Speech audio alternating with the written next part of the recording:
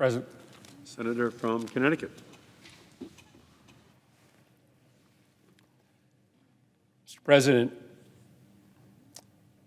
there are 14 kids dead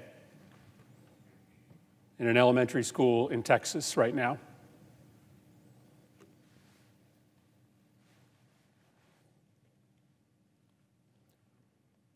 What are we doing? What are we doing? Just days after a shooter walked into a grocery store to gun down African-American patrons, we have another Sandy Hook on our hands. What are we doing? There have been more mass shootings than days in the year. Our kids are living in fear every single time they set foot in a classroom because they think they're going to be next. What are we doing? Why do you spend all this time running for the United States Senate?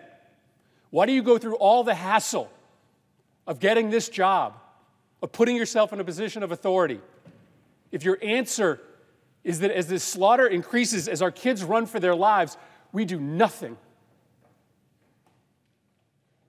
What are we doing? Why are you here? If not to solve a problem as existential as this. This isn't inevitable. These kids weren't unlucky. This only happens in this country and nowhere else. Nowhere else do little kids go to school thinking that they might be shot that day.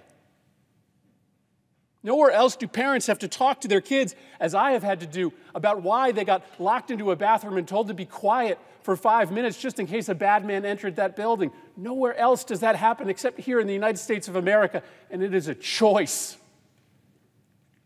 It is our choice to let it continue. What are we doing?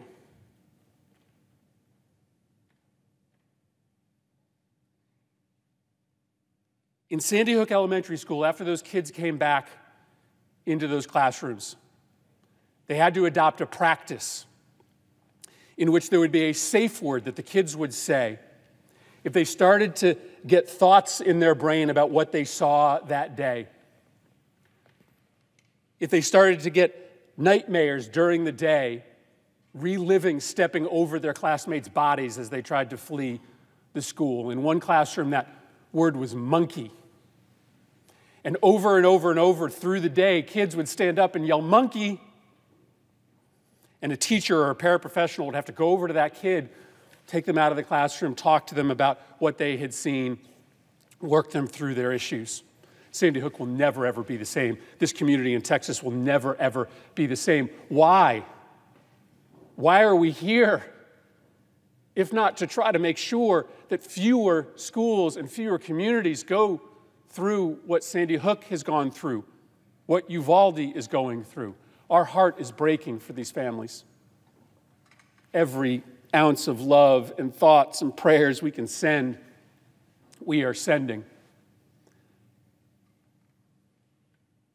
But I'm here on this floor to beg, to literally get down on my hands and knees and beg my colleagues.